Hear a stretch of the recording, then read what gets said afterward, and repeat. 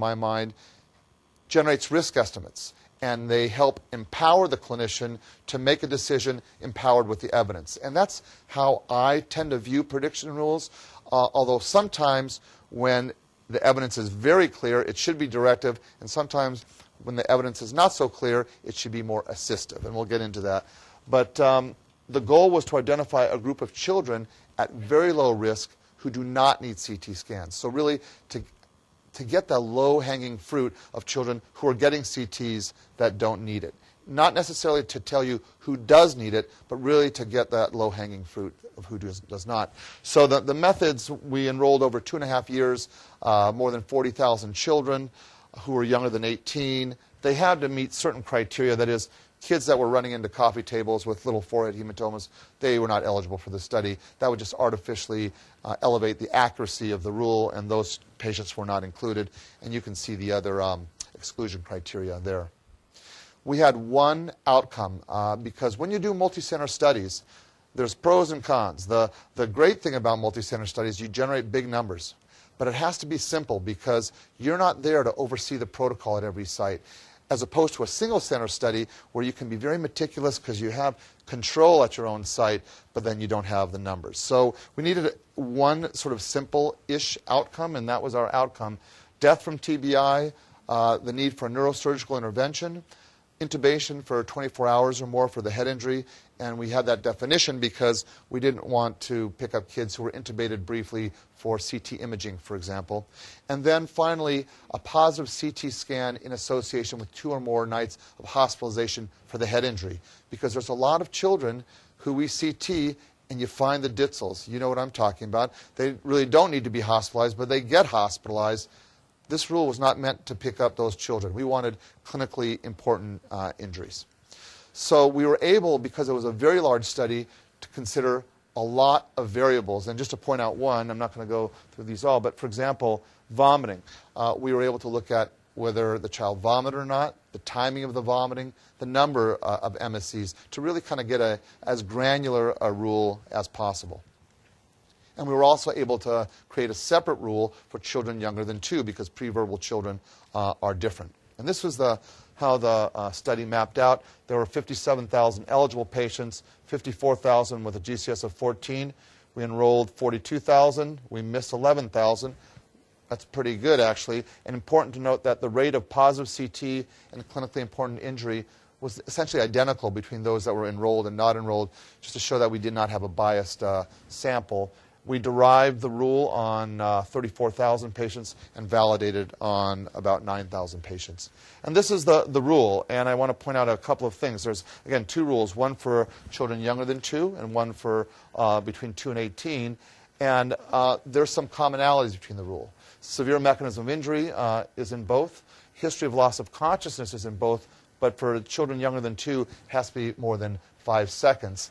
Probably has to do with a lot of young kids having that stunned 2-second quote-unquote LOC that we found not to be important.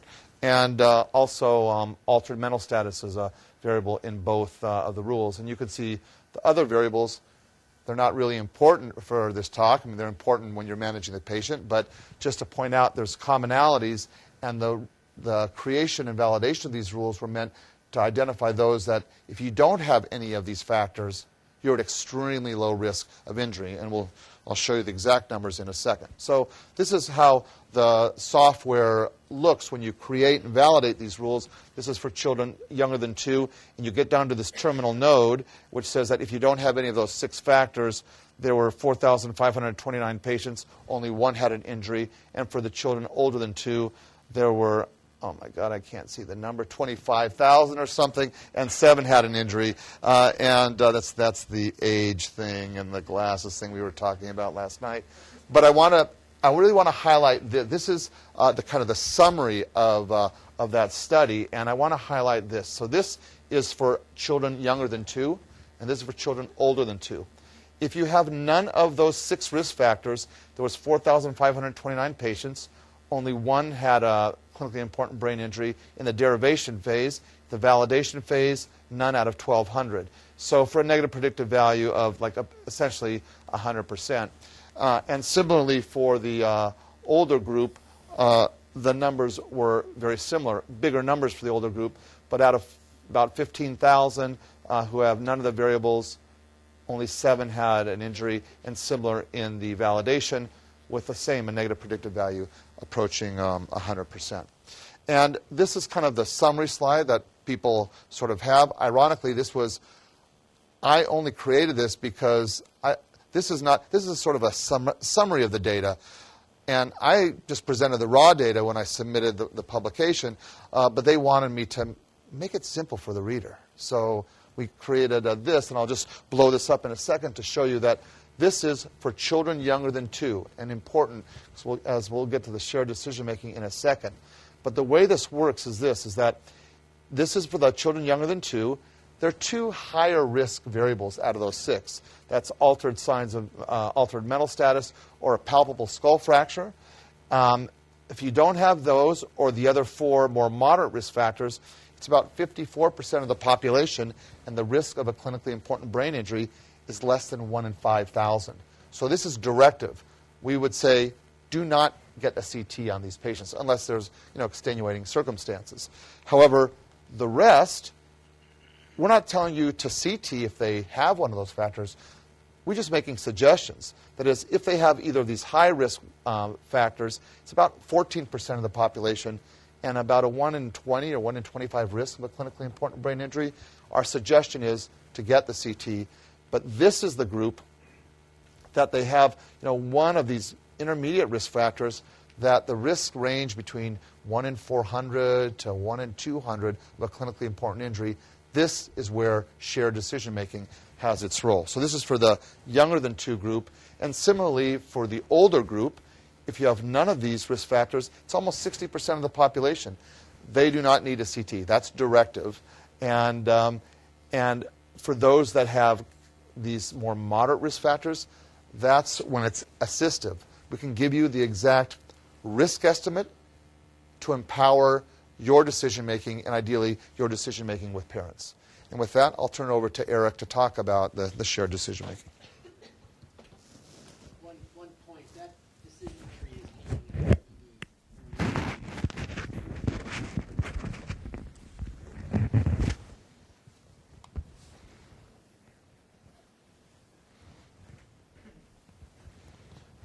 Great. Thanks for that overview, Nate. So I'm going to be talking more about the shared decision-making component.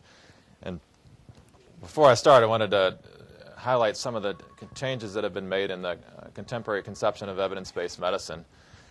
In the era that I was trained, evidence-based medicine was almost under the assumption that the goal was to get the best evidence into the clinician's brain, and that we were just going to somehow just use that immediately in our clinical decisions.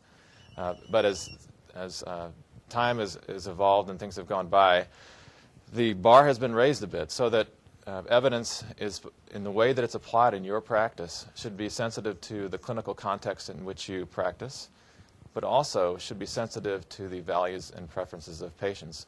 And there's some subtle differences between how in human behavior we normally construct patients' values and preferences, or perhaps are they elicited. So there would be some distinctions like that I'll mention. So this is a relatively busy slide. This is just about how we make decisions in medicine. And on the left-hand side of the slide is more the traditional parental model of decision-making, which is appropriate in some circumstances. But if it's not purely a technical decision, the evidence-based medicine community suggests that that's not consistent with the teaching for evidence-based medicine. The next area is for the clinician as the perfect agent. And that's the sort of the option that fits best with our own self-perceptions and our own egos. So the direction about flow about the medical options as well as the values and preferences of the patient it's slightly bidirectional. We may ask the patient a few questions, but then it's the clinician who does all the deliberating, who does all the deciding, and that's thought to be consistent with evidence-based medicine. And then there's the shared decision-making model in which there's bidirectional flow of information about options, about values and preferences. But if you notice, the deliberation is with the patient and the deciding is with the patient as well. And some of our normal patterns of practice that we've learned, particularly in an academic setting when you're making decisions, just even the location of where you make the decision can imply what approach you're going to take. So if you have a resident or a fellow go in and see a patient. They gather all the information, develop a preliminary plan of action. They come discuss with the attending, and you make a decision right there. Then it really kind of implies that you're taking more of an informed consent model because the patient wasn't truly engaged. And then finally is the informed model. So this might be if Dr. Kupperman's child fell and bonked their head, and he came in and had a fairly strong opinion as to whether or not a CT was indicated, and really drove the medical care based on his expertise. And so that's so this is the same thing, but more in a pictograph or pictorial format, is to solidify in your own mind these different models of decision making. And in the emergency setting, I think we're dancing between models. I mean, that's my own hypothesis, is that depending on how many patients we're caring for simultaneously, depending on our perception of the patient's acuity, how many things we have going on, we may, and also based on our perception of the patient's ability or willingness to engage, we may choose one of these models. But what we're proposing with our shared decision-making study is not necessarily that a particular decision is the right or the wrong decision, but we're developing a decision aid or a patient-centered tool that's literacy sensitive, and we're putting it in between the patient and the provider, and we're trying to push the style of decision-making over to this hand side of that side of the slide, and to help us what happens to both the interaction as well as the clinical decisions that are made. And there's a lot of different definitions for shared decision-making, but this is the one that I've gravitated towards, which is involving patients in decisions to the extent that they desire. And so we're not advocating that if a patient's randomized to the shared decision-making arm, that's forced on them. But at least we're advocating that we're sensitive and we're engaging them to the degree that they desire. And we've designed our decision aids so that it gives a patient an out. We're just like, doc, what do you want me to do? I prefer you make the decision for me. So that we're not taking away that option as well. But one of the interesting things that we may be less aware of are the usual habits that we have developed over time when we approach and we engage patients. And we learn our ways of interacting with patients when we're in medical school. We look and see how our attendings interact with patients. And when we go into the room, even the way we carry ourselves, the patient's going to respond in a way that they feel that is appropriate. What is my role as a patient? What is my role as a physician? So you start enacting and reenacting a drama. There was an online panel of just over 1,300 patients that were over 40 years of age, and all of these patients had a primary care physician, and they presented them a hypothetical scenario about treatment for heart disease. And they asked them several questions, but the three that are highlighted here are, the first question is, would you talk with your doctor or ask them questions about your medical options? Over 90% of the patients said, of course. And then you ask them, well, would you express your values and preferences with your physician? And again, over 90% said yes. Then the last question is, would you express disagreement with your doctor if you felt that disagreement? And suddenly it plummets to about 14%. So this may be some of the our perception of a patient's willingness to engage. We may be influencing ourselves as we interact and as we initiate the interaction from really the position of power. So here's another study that was conducted in Palo Alto, California. There were 48 patients. They all had primary care, were connected with a primary care physician. They split them up into 6 focus groups. And these are folks that are relatively affluent and well-educated. So if there's a group that's going to be empowered to make medical decisions, to participate in medical decisions, this might be your optimal group. And the themes that developed in their qualitative analysis were that even these patients felt compelled to defer to their physicians in consultations, and that they feared being categorized as difficult and perhaps putting their future or their quality of care at risk if they were to start asking questions. And the point of this article is that one of the things that we as physicians can perhaps think about is when we initiate the conversation, presuming the person who initiates the conversation is the one who sets the tone, if we intentionally make efforts to create a safe environment in which patients are invited to ask questions, they might be more willing to engage in decision-making than we might anticipate. So one of the novel aspects of our study is the combination of conventional clinical decision rule methodology, which Dr. Kupperman has gone through in detail, with the shared decision-making methods in the world of shared decision-making. And here's a results of a systematic review. It's conducted by Don Stacy and colleagues of 86 randomized trials of decision aids. And they found that patients who were exposed to these decision aids had greater knowledge. Their accuracy of their risk perception was substantially greater than the patients who were not exposed to decision aids. Patients had less uncertainty related to being uninformed or ignorant of their treatment options. Most of the decision, another novel aspect of our study is that we're doing it in the emergency department. And so most of these studies were for elective treatment decisions, in which probably the most common one would be a female with a breast cancer, in which you could either have lumpectomy or mastectomy. And the usual pattern of practice might be driven by that surgeon's preference. But when these patients were exposed to the decision aids, they more frequently elected for less invasive surgery. And there's a similar male counterpart when males are informed that even if they have prostate cancer, they're more likely to die with it than of it. They were less likely to opt for PSA screening. So this is a decision aid we developed for low-risk chest pain patients who present to the emergency department. They have no known coronary disease. Their first electrocardiogram is negative, their first troponins negative, and the clinician's considering either admitting them to the hospital or for observation for stress testing. And I won't go through this decision aid in detail, but it's very similar in its design to the one we've developed for communicating risk in children with head trauma. And so a couple things I wanted to point out. One of them is how we display risk. And this takes into account the latest evidence on risk understanding of patients. And it's designed to be sensitive to patients' numeracy preferences. And so if you notice that we present the risk estimates both in terms of natural frequency. So in this case, there are, of 100 people who like you who came to the emergency department with chest pain, there were 3 who had a heart attack or pre-heart attack in the next 45 days and 97 who didn't. So that's a prose description of natural frequency. And we've combined that with a pictograph as well. So in order to count for more than one way a patient might understand information, notice the absence of the word percentage, because I think most of us, if we're honest, may be a little bit statistically illiterate in addition to our patients. So that's intentional. So when we randomize patients who are being considered for admission to the hospital or the observation unit for stress testing to either shared decision-making with the decision aid or usual care, here's the results that we found. So we found that patients that were randomized to the decision aid had greater knowledge regarding their treatment options and their individual risk. Their knowledge of the risk was actually 25 times greater than the control group. The patients were 4 times more engaged in the decision-making process. Our rate of observation unit admission dropped by almost 20%. And when you spread that out to over 30 days, the difference between the intervention and control group was still 16%. And so it wasn't like we were dismissing these patients, and when they show up at the clinic, they're getting testing anyway.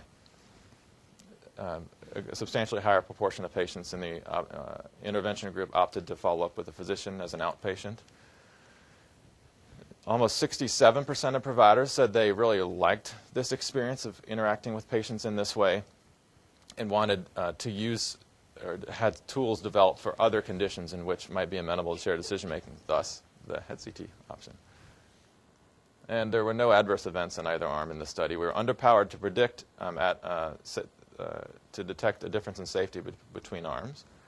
And in this particular choice in which we have infused a decision aid and evidence for shared decision-making, requires access to outpatient follow-up that's reliable and timely. So it's simultaneously demonstrating some of the efficiency gains that can be obtained in an integrated health system.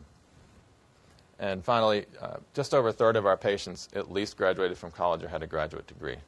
And so we're testing the external validity of our decision aid in several different centers. They're geographically diverse, and it will give us greater power to detect a difference in the rate of major adverse cardiac events as well as the rate of observation unit admission. And so when we originally got our observed the results from our trial, published them, and then other people started to get interested. Hey, what are some other clinical scenarios in which this can be used? And one of my pediatric colleagues, Jim Homme, said, hey, we should do this in kids with blunt head trauma. And so that's an interesting idea. We'll put that on the back burner. And then a few weeks later, I get an email from Nate that says, hey, we should do this in pediatric head trauma. I'm like, okay, that's a good idea. No disrespect to Dr. Hami. But, and so the group that we designed the trial to isolate is that moderate risk group. And if you notice that some of the characteristics that were written in terms of what should impact the decision making, it's both parental preference and physician experience. And so it's already suggesting that both of those characteristics should play into the decision. And so now we're developing a way to infuse evidence at the point of care to facilitate this decision. So we published a systematic review that sought to identify decision support instruments in the emergency department setting that had been used to facilitate shared decision making. And with our original focus on chest pain, so 2 of them were in patients with chest pain, the other 3 were in pediatrics. So I'll cover a few of those studies. The first one was published in Pediatric Emergency Care in 2009, and it focused on the option of IV versus PO hydration in children with vomiting and diarrhea. And in this study, they found that most informed parents preferred that the IV be placed rather than continued oral hydration. But this is before the advent of Zofran and other oral antiemetics. And it says, well, if you had an oral antiemetic available, I might consider PO hydration. So one of the things that this is emphasizing is the complexity of these decisions. It's very difficult to develop an algorithm for everything, because when there's so many different factors that go into the decision, one of them being the development of a new medication, perhaps you should consider engaging in shared decision-making with your patient. Here's another study that focused on children who are undergoing laceration repair. And they developed a more robust approach to informed consent. And they communicated to parents, okay, if you're going to receive an injectable anesthetic versus the topical anesthetic, here's the pluses and minuses. Topical might take longer, might still be ineffective, and we might have to inject anyway, and so forth.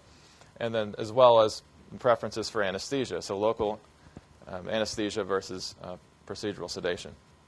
And they found that almost 70% of parents preferred injectable anesthesia over local.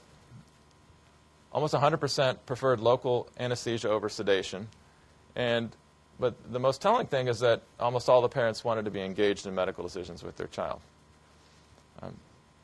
This is another study by the same author, but a different topic. So this is in children with occult bacteremia. So patients and parents who showed up with their children who were febrile but didn't look sick, so relatively non-toxic patients in which the decision to perform these diagnostics wasn't clearly indicated.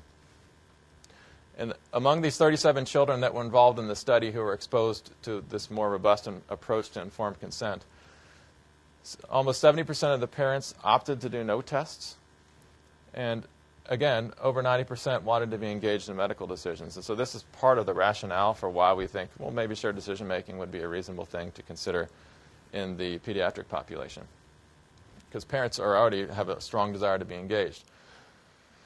So this is the first hypothesis for our trial. And it's that engaging stakeholders in an iterative participatory action research process will produce a refined decision aid that's ready for testing. Here's the methods that we use to develop our decision aids. And one of the first steps that we do is an evidence synthesis. And for several of our other decision aids, we've conducted systematic reviews to identify the latest evidence to include in the decision aid. So it's a very late translation type of research. In this case, we are fortunate to have a relatively widely accepted dominant decision rule, so that the evidence synthesis was a bit easier. We also engage designers, which is one of the novel aspects of the work that we do, because the designers sort of are more willing to just put something out on the table and have people criticize it than I might do as myself as a scientist. It might take me several months to get something that we think is perfect, and then bring it out into the practice setting, and if the physicians don't like it or the patients don't like it, I might go over back to my little lab downstairs and try to figure out what are the barriers and facilitators to its use. But designers are a little different. They'll throw something out and have everybody comment, and it'll go through this iterative process over and over until you start to hear the same themes. And we call that the point of thematic saturation. And once we hit that point, we think our decision aids are ready for testing in a trial. So this is, I think, version 5 of our decision aid. As I mentioned, we engaged parents and children in its development, and one of the themes that arose was, given how common concussion is in the media and the headlines, the parents were telling us, we want to know if our kid has a concussion. Like, that's the first thing they're often thinking about, whereas we're trying to think about is there a structural brain injury or not? So I'm going on 2 separate pages. So the first thing they want us to address is okay, we can tell you if your child has a concussion based on your history and physical exam. But what we're concerned about is structural brain injury, blood around the brain, damage to the brain itself. So that is the first step that we do to frame the discussion.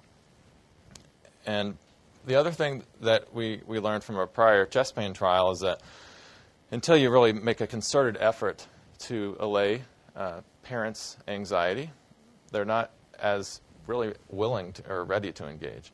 And so the other framing step that we do is we show them, here's the different severities of head injury. And your child, this is the most minor category, and your child's right here. So to prepare them for decision making, we make an effort to calm their limbic cortex so their frontal cortex can get ready to engage. So the third step is the risk communication. And we use the same approach to communicating risk that I mentioned in the last decision aid. So we use natural frequencies. We use the pictograms. And in this case, this is the summary pooled estimate for risk for a clinically important traumatic brain injury in that moderate risk category. And the other thing that we're doing in our trial was we just requested access to the public PCARN database so that we can go in that moderate risk group and say if you have loss of consciousness alone or vomiting alone or maybe the combination of the two, we're developing more precise risk estimates than had been previously published as well. We then developed a comparison table that you'll see in a video in a few minutes. I won't go through all the details, but it'll highlight them more precisely. And then here's a pictorial graph about what you should bring your kid back to the emergency department for. And our designers were pretty creative in making the patient look like Curious George. So this is the case that Dr. Kupperman had previously had presented to you. This is the 8-year-old who fell 4 feet from a ladder, had a loss of consciousness and 1 episode of vomiting, and a normal exam. And I'll show you an interaction of shared decision-making that we recently videotaped in the context of figuring out what do we need to do next to make our decision aid even better than it currently is. What are the next revisions that are required? So you'll see this video that will highlight that. So I'm back to talk to you about Jack. And as you know, we've done a pretty thorough evaluation on him here, and he's been observed now for a while. I think he's looking a lot better. Yeah, he is. But he falls into kind of a head injury range of patients that we see quite frequently, where it's not obviously that they need to have a test done. It's not clear that they're completely out of the woods either as far as their risk. And so we developed a decision aid to help make this more clear for you. But because he had those couple episodes of vomiting after hitting his head, he does fall into a risk category where if we look, a large study looked at a lot of children just like him, and they found that because of vomiting, his risk is less than 1 in 100 of having one of these other structural brain injuries, but it's not 0. So what we wanted to do is go over with you kind of the decision point that we're at here. Okay? And the decision is really, should we go ahead and take a picture of his brain using a CAT scan to see if he has one of those injuries, or actively observe him at home and see if anything else is concerning. I'd like to go over with you kind of the pros and cons of both of those approaches. Okay. So the CT scan is very definitive. Usually we have an answer as soon as it's done, but there is some exposure to radiation to the brain. Okay? Rarely we have to sedate, not usually, but it's an extra charge. Sometimes we find things with that test that we weren't looking for, and then we have to go and try to figure out what they mean. Sometimes it's valuable, usually it's not. Okay? And it can often prolong your stay here in the ER because we have to wait for that testing. Okay. The other option is active observation at home. And what we do in this situation is you take Jack home and you watch him for certain things. Okay. And if he develops any of those things, then you bring him back.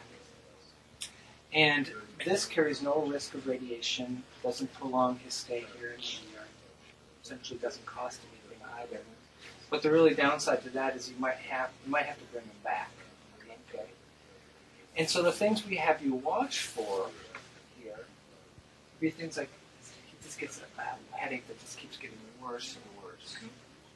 He seems very out of it, or lack of alertness. Okay. He keeps throwing up over and over where you just can't keep him there. You watch him walk and he seems really unsteady. Or he has a hard time recognizing you or other people. Okay. Do you have any questions about those things that how you would observe for those? Should I call an ambulance if those things happen, or should I just run him back in here? Yeah, I think you can use your judgment. If you find that you can't rouse him at all, I would call an ambulance. But if it's more just he keeps throwing up and you feel like you could bring him in on your own, then certainly that would be an appropriate way. I know we went over a lot of things. Do you have any questions for me about this right now? I don't think so. Yeah, I'd like to give this to you and let you just have a little time with it Okay. to think about it, and then I'll come back and we can talk about the decision. Okay, thanks. Okay, so that's fine. How are you? Is that enough time for you to think things over? Yeah, and Jack's looking a lot better. He's looking more like himself again. I think we're ready to go home. Okay. We can observe him at home. I think that's a very reasonable decision. You know, we're always open. You can bring them back. Mhm. Our phone number will be on there if you have Okay. questions. Okay. And we'll have you watch for those things we talked about. Okay, great. Okay, Thank you. You're welcome. So one of the impressions that the study team had after that interaction was that compared to our other decision aids, the focus of the discussion really wasn't on patient risk. And I was a bit surprised initially, and I was like, that's weird, because our other decision aids, we spend more time focusing on risk. And so then I looked at the decision aid again and realized that that pictogram in the risk discussion was about 4 by 4 inches. And it wasn't very colorful, so it wasn't the natural human response to, hey, let's focus on this thing. So this is our 6th version. It's a bit more colorful than our previous version, and we took off that risk estimate that was on the first page and flipped it around to the second page. So now this is going to be like a 2-page bifold. This is what we're thinking of right now. This will be the back of the first page with the same information, but something that's kind of hard to ignore or go over. And so we're going to see how it impacts the clinical discussions in the next iteration, and see if it results in the type of communication that we're hoping to create. This is the backside. It's the same, just a bit more colorful, a bit more interesting. So the second hypothesis is once we're done with this iterative process that we're still in the middle of, we're going to test this decision aid in a multi-center randomized trial. And we hypothesize that it will significantly increase parents' knowledge, engagement in the decision-making process, and satisfaction, and that will safely decrease the rate of head CT use, as well as 7-day healthcare utilization. And the 7 days was consistent with the prior PCARN healthcare utilization assessment, so there's some precedent for that. So the eligibility criteria we've designed to identify that moderate risk head injury group. So obviously we're going to enroll only children who had head injury in less than 24 hours ago. They either have an isolated PCARN risk factor that puts them in that moderate risk group, or they could have multiple risk factors. Another category is the kid who may just be closing their eyes, and someone may classify them as a GCS-14, but when you talk to them, it kind of makes you a little bit dubious as to whether or not it's a 14. And the clinician is still kind of dubious about getting a CT. So that's another group that we're going to consider enrolling. These exclusion criteria are particularly relevant for a tertiary care referral pediatric ED like here. So we're going to exclude patients with known brain tumors or bleeding disorders, a known VP shunt, pre-existing neurologic disease, syncope or seizure prior to the trauma. And if they're if they're referred from another facility and they've already had their imaging, obviously the decision's already been made. And if parents have communication barriers such as hearing or visual impairment, or it's the judgment of the clinician or the research coordinator that they're not going to be able to use a decision aid, they'll be excluded as well. So our primary outcomes, which in our process, one of the different things, approaches that PCORI, developing proposals and conducting studies for PCORI, is that they've done some work, and one of our colleagues conducted a meta-narrative synthesis that looked at how patients can be engaged in research. And one of the things that they concluded is that it's feasible in most cases to include patients in every stage of the research process. So we had both an ED patient advisory council and a mother who has a child with hockey injuries who'd experienced more than one concussion, helped develop our proposal. And one of the things they did was select which outcomes are most important. And the feedback that we got from more than one source is that they want to know, if they had the knowledge that was in our brain, what decision would they make? And they want to know, when the door's closed and we're all busy, what the heck's going on with their emergency department stay. So knowledge was prioritized as the primary outcome. We selected other outcomes because we know that there'll be other outcomes that will be important to other stakeholders for them to consider using the decision aid in practice. And so the first three outcomes, decisional conflict, physician trust, and parental satisfaction, are measured often in the shared decision-making studies, and there's validated ways to measure these and scales that we've used. We're also going to be assessing safety, which is comparing the rate of clinically important traumatic brain injury in both arms. Our immediate utilization endpoint is going to be the rate of head CT between arms, and we're going to also assess its impact within the first 7 days of ED discharge. So we are including 4 different sites, so Mayo Rochester being the more rural site, Mayo Amplatz, as well as Mayo Amplatz being the academic urban site. And then Children's Hospitals and Clinics of Minnesota, we're going to be enrolling patients for both the St. Paul site and the Minneapolis site to get an impact of how it might work in a community practice setting. And so even within the great state of Minnesota, we developed some approach to assess generalizability and diversity between sites. So our goal is to enroll 950 patients over 18 months. And we estimated the power that we'll have to detect 2 of the utilization endpoints based on the known rate of head CT in the PCARN moderate risk group, which we got the original, at least Dr. Kupperman got the original database and worked pretty closely with Dr. Dine and identified that subgroup, that moderate risk group, and found it was actually fairly reasonably high. It was 49%, which is substantially higher than a number you'd get if you include everyone who showed up to the pediatric ED with head trauma. And we found that we'll have 90% power to detect the 10% difference in the rate of head CT, which is pretty good. And we'll also have 90% power to detect a 1% difference in the rate of clinically important traumatic brain injury. So fortunately, we'll be able to assess safety as well. And now I'll hand it over to Dr. Kupperman. We have 5 more minutes, and we'll get you out on time.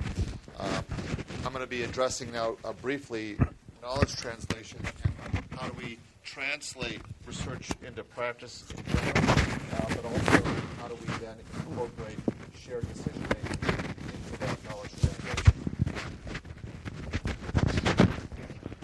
Okay, so you guys can hear me okay? So just in brief, this is a slide that I like to show, a very important slide.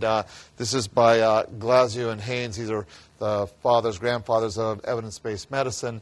But this is what I call the knowledge translation pipeline, with the pyramid being evidence generation, starting with research studies, systematic reviews, meta-analyses, etc. It generates all this great evidence, but now you need to get the evidence to the patient. And on the way to the patient, there's this pipeline in which there's a lot of leakage of water. We say, and it starts with, maybe people think the research is poor, there's lack of awareness, lack of acceptability, and you can see a number of other things that by the time it gets to the patient, you're not doing evidence-based decision-making. So what we've done, and we're doing in PCARN, because it's ongoing, we got a large stimulus grant. There's 10 sites in which we've embedded the PCARN prediction rule into our electronic health record. And importantly, it includes children's hospital sites, obviously includes UC Davis, but also includes 6 sites from Kaiser, so community sites, because we know that about 90% of children seek emergency care not at referral centers like ours, but in the community, and we wanted to engage that setting as well. So the goal of this particular study was, first of all, to develop and pilot test a template for applying decision support into our electronic health record, and most importantly, to assess whether implementing the 2 age-dependent prediction rules into that EHR template will decrease inappropriate CT scans. So it was funded in the great stimulus era of 2 to 3 years ago. And what we did, though, to start it out, it's quite complicated because, first of all, everybody has different EHR platforms. The platform we're using here is Epic. I own no stock, nor particular interest in Epic, but we're all Epic sites. It made it easier to create the templates. But first what we did is we performed focus groups with all the participating folks to see what would be important issues to address before we implemented. We went to each of the 10 sites and we went on day shifts, night shifts, and evening shifts to see their workflow, because physicians, clinicians do not want their workflow stopped to implement decision support. We then developed the template and the decision support, and we pilot tested it. And now we're in the kind of final phase of this pre-post intervention. And just so you see what it looks like, this is the blunt head trauma template. It's a flow sheet in Epic. It takes about 30 seconds to complete. It can be completed by resident nurse, but the attending physician sort of has to check off on it. And these are the variables in the 2 PCARN age-dependent rules. And just to show you one thing importantly, so for example, if you can't remember what is the definition of altered mental status in PCARN, there's the icon right there that you can click on, and it'll tell you what the PCARN definition is. So you fill out the template, and what comes right back, and at half the sites, the engine is built into Epic. And half the sites, we do web services. It goes to partners in Boston and comes back within half a second with a recommendation. So this is for a child younger than 2 who had none of the PCARN risk factors. It says, recommendation, a head CT is not recommended for this patient. So this is directive because of the absence of any PCARN prediction rules. And that's a hyperlink to the article. The risk of clinically important brain injury for this child is less than 1 in 5,000. These are the 6 factors that were completed. This is the clinician who completed them. It gives you a very directive recommendation. But remember, the goal of this shared decision-making, that's the patient I just showed you is the one that has none of these risk factors.